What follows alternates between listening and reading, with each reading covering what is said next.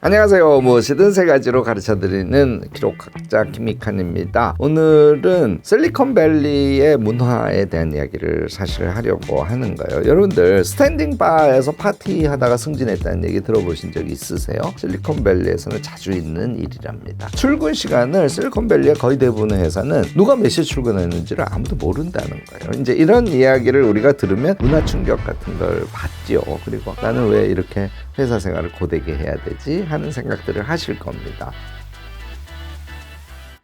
구글에서는요, 구글 캘린더를 이제 다 같이 공유를 하는데 거기에 한 줄을 쓰면 그것으로 출퇴근은 투명해진다고 해요.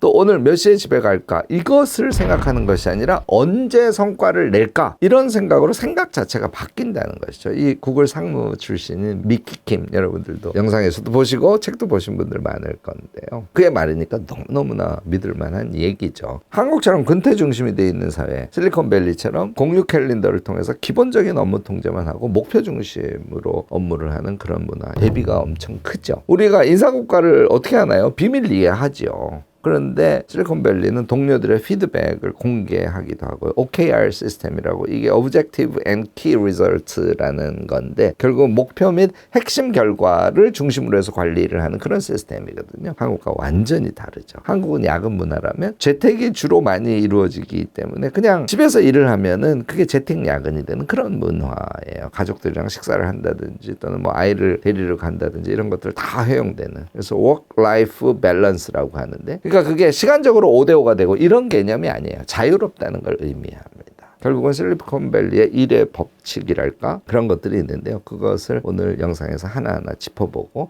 우리가 적용 가능한 것을 한번 찾아보도록 하겠습니다. 이 이야기는 미킴의 꿈을 설계하는 힘이라는 책이 있어요. 이 책 여러분들 참고하셔도 좋을 것 같습니다. 우선 실리콘밸리의 제일 대표적인 그 근무 문화가 자율근무 시스템이라는 거예요. 페이스타임이라고 보통 얘기하죠. 출근 시각을 표시하는 그런 시스템인데 이거는 실리콘밸리에는 존재하지 않는 문화고요. 구글 캘린더에 대체로 공유를 한다고 합니다. 그래서 자기가 어디에 현재 위치했는지 같은 건 다 구글 캘린더로 공유를 하고 있기 때문에 그 사람의 위치를 누구나 다 알 수 있고요. 뭐 사무실에 나올 수도 있고 또는 외부에 나가서 일을 할 수도 있고 집에 있을 수도 있고 이제 이런 것들이 다 허용돼 있고, 또 회의실이라든지 이런 것들도 다 구글 캘린더로 하는데 제일 많이 하는 게 이 비디오 컨퍼런스 방식이라고, 그러니까 비디오 형태로 사람들과 협의를 하거나 또는 뭐 경우에 따라서 발표를 하거나, 이거 모두 VC라 그래서 비디오 컨퍼런스라고 하거든요. 이제 이런 것들이 그냥 클릭 하나로 모든 예약도 끝나고 상태를 모두가 알 수 있고 이제 이렇게 근무를 한다는 거죠. 사실 저희 회사도 디스코드를 이용해서 이런 지향을 지금 하고 있습니다만은 완전히 익숙해지려면 조금 시간이 걸리겠죠. 결국은 장소와 시간에 구애 없이 그냥 모이기만 하면 함께 일이 되는 그런 시스템이에요. 나는 아이 등교 픽업을 하러 가야 돼 하고 블럭에다가 메모를 넣어두면 누구도 그 시간에는 함께하는 일정을 넣지 않는, 이런 것들이 자연스러운 그런 근무 환경에서 일들을 한다는 것이죠. 일이 부담스럽거나 이런 것이 아니라 그냥 워크와 라이프가 거의 일체화되어 있는 그런 상태라고 여러분들이 보시면 되지 않을까 싶습니다. 두 번째, 실리콘밸리의 문화의 핵심은 성과평가 시스템이에요. 그런데 얘는 아주 냉정하다는 겁니다. 공식적으로는요, 분기별로 OKR을 작성을 해서 자신이 작성한 OKR을 전사에 공개하는 그런 시스템으로 되어 있고요. 목표 달성률도 자신이 체크를 하고 그 다음에 그것은 좀 교차 체크를 하기도 하고 당연히 이제 관리자가 그것을 체크를 하죠. 그래서 이 OKR 관리 시스템은 아주 철저히 되어 있고요. 자신이 70% 이상을 달성하면 굉장히 높은 평가를 받는 그런 시스템으로 되어 있다고 합니다. 그리고 이게 재밌는 것인데 반기에 한 번씩 동료들이 리뷰를 쓰도록 되어 있대요. 그리고 상사는 당연히 그것을 체크하고 피드백하기도 하는 그런 구조로 되어 있는데요. 그래서 이제 결과에 대한 신뢰도가 높은 것인데 구글 등에서 쓰는 용어는 exceed expectation, 뭐 meet expectation, below expectation, 이렇게 요것이 그대로 평가에 적용이 돼서 연봉이라든지 스톡 옵션이라든지 승진에 그대로 반영이 되는 그런 구조를 갖추고 있답니다. 당연히 근속 연수라든지 뭐 연차라든지 이런 것들은 스스로도 관심이 없고요. 그 다음에 경영자들도 아무 관심이 없는 그런 구조로 움직인다고 합니다. 그리고 좀 냉정해서요. 이 below expectation을 2번 맞게 되면 2, 3개월 내에 다른 포지션으로 가거나 아니면 다른 회사로 갈 것을 준비해야 된다고 하네요. 자유 뒤에는 책임이 있는 그런 시스템. 시스템이라고 할 수 있겠죠. 사실 이 부분만 꽉 짜여져 있으면 나머지는 다 자유롭게 내버려둬도 아무 문제가 없죠. 그래서 일이 우리 일상을 방해하는 것이 아니라 일상과 일이 아주 조화롭게 편안하게 자기 결정에 의해서 이루어질 수 있는 근무 문화를 한국 사회도 좀 지향을 해야 될 때가 되지 않았나 이렇게 생각하고 저희 회사에서도 그렇게 해보려고 노력을 하고 있는 상태입니다. 세 번째로 요것도 간단한 것인데 놀라운 거예요. 칭찬과 자기 PR의 문화인데요. 자기가 어떤 특정한 성과를 내면 이메일로 이미지라든지 기타 등등 다 집어넣어서 그러니까 효과, 의미 뭐 등등을 명시를 해서 그걸 꼭 봤으면 하는 사람들의 태그를 쭉 건 상태에서 이메일로 쫙 뿌린다는 거예요. 그러면 거기에 댓글들이 달리는데 칭찬 릴레이가 아주 폭발적으로 일어난다는 것이죠. 이런 것을 통해서 자기의 성취 같은 것을 느끼게 되고 그 성취가 일의 행복감으로 이어지는 그런 문화가 돼 있다는 거예요. 이거 한국에서 가능할지 조금 걱정스럽긴 하지만 저는 적극적으로 시도를 한번 해보았으면 하는 생각입니다. 그다음 피어 보너스라고 이거는 우리한테는 생소한데 실리콘밸리에서는 아주 일반화되어 있는 거라고 합니다. 동료가 주는 보너스인데 물론 이제 돈은 경영자가 주죠. 추천을 동료가 하는 거예요. 그래서 누구나 이 피어 보너스로 사람을 지정해서 이제 올리고요. 그게 채택이 되면 $150 피어 보너스 150이라고 이름 지어져 있는데 이것을 많은 회사들이 시행하고 있다고 합니다. 엄청 응원이 되고 또 긍정적인 자극이 되겠죠. 저도 요거 우리 회사에서 일정 기간이 되면 이 피어 보너스 시스템 한번 돌려볼까 하는 생각을 해보곤 한답니다. 네 번째로 이 다양성 네트워킹이라고 하는데요. 요건 좀 미국적인 문화죠. 인종이라든지 성별이라든지 나이라든지 이런 것을 질문하는 것이 금기시 되어 있다고 합니다. 요거는 좀 세요. 얘를 위반하면 즉시 해고가 가능한 그런 시스템으로 되어 있답니다. 결국은 나이 불문, 성별 불문,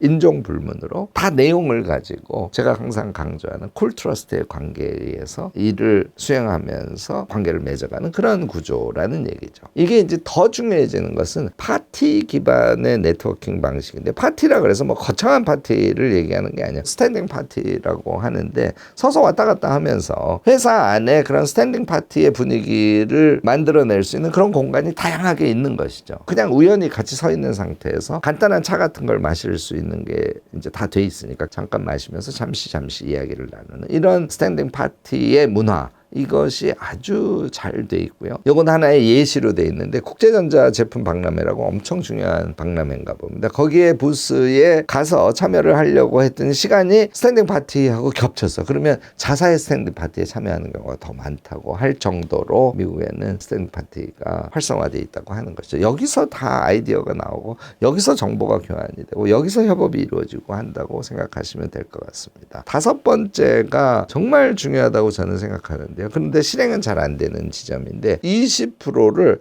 프로젝트 시간 안에서 잉여 시간으로 빼놓는다는 거예요. 그 시간에 연구를 한다는 것이죠. 자신의 아이디어를 개발하기 위한 20%의 시간을 공식적으로 회사가 직원들에게 허용을 한다는 겁니다. 엑셀을 잘 못 따라가지고 되게 어려운데요. 그런 기초적인 것은 근무 시간에 키우는 것이 아니라 집에 가서 키우시는 게 맞죠. 그러니까 이 부분을 여러분들 혼동하시면 안 됩니다. 그러니까 업무와 관련된 아이디어 연구, 자신의 업무를 혁신시켜 가기 위한 방법 연구 이런 것들에 한정돼서 회사가 더 적극적으로 연구 시간을 근무 시간의 20% 이상 투여하라고 요구를 하는 그런 문화라는 겁니다. 이거는 저도 적극적으로 찬성입니다. 그런데 일을 하다 보면 그렇게 안 되죠. 일에 치여서 그 일을 쳐내는데 그 일을 완수하는데 허겁지겁하느라고 창의성이나 아이디어나 자기 혁신을 위한 그런 연구 시간을 갖지 못하는 경우가 많습니다. 그래서 이것을 어떻게 좀 제도화할 것인가에 대한 고민들이 필요하지 않을까 싶습니다. 그 아이디어 연구가 우리 개인의 성장 그리고 기업의 성장 전체에 큰 영향을 미칠 수 있다는 걸 금방 알 수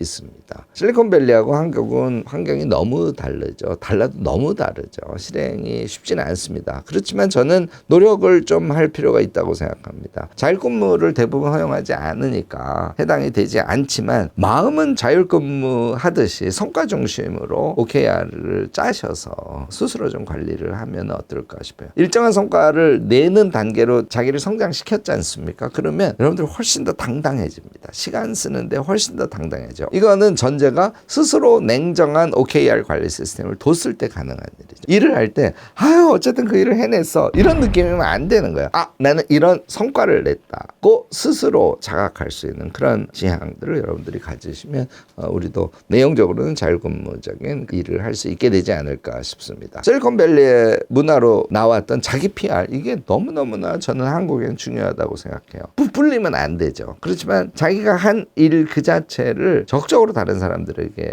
소개하고 홍보하고 이런 행위들이 우리가 그 일을 더 의미 있게 할 수 있게 만들어 주거든요. 저는 회사에서 허용이 안 되면 팀 내에서라도 소액으로라도 피어 보너스 같은 거 시도를 하셔서 직원들끼리 어떤 한 직원을 추천해서 서로 인카리지 할 수 있는 그런 문화도 제한적이긴 하지만 적극적으로 한번 만들어 봤으면 좋겠습니다. 제가 제일 원하는 거는 스탠딩 파티의 방식이에요. 회의를 각 잡고 하기보다는 서서 이야기하는 문화를 여러분들 주변에는 그래도 좀 적극적으로 만들어 보시기 바랍니다. 누구 두 사람이랑 셋이 이야기를 하려고 해요. 그러면 불러내서 사무실에서 서서 이야기해도 되고 회의실에 서서 얘기도 되고 복도에 서서 이야기해도 돼요. 짧으면서도 자기의 진짜 내용이 쭉쭉 표출되는 그런 스탠딩 문화 같은 거는 반드시 우리가 일상에서 만들어가면 참 좋겠다 하는 생각을 하고요. 제가 여러분들께 꼭 권하는 것은 OKR이 잘 됐어. 그래서 나는 아주 성과가 좋은 그런 사람이야. 그러면 공식적으로 나 업무 시간의 20%는 연구하는 데 쓸 거야 라고 선언하고 그 작업을 하셔도 저는 충분히 받아들여질 수 있다고 개인적으로는 생각합니다. 물론 이제 OKR 시스템이 됐을 때 얘기입니다. 아, 저 친구는 일을 저만큼 열심히 하는 것이 아니라 성과를 많이 만들었네. 이 평가가 아주 중요한 겁니다. 이제 그렇게 하면 여러분들은 20%의 연구 시간을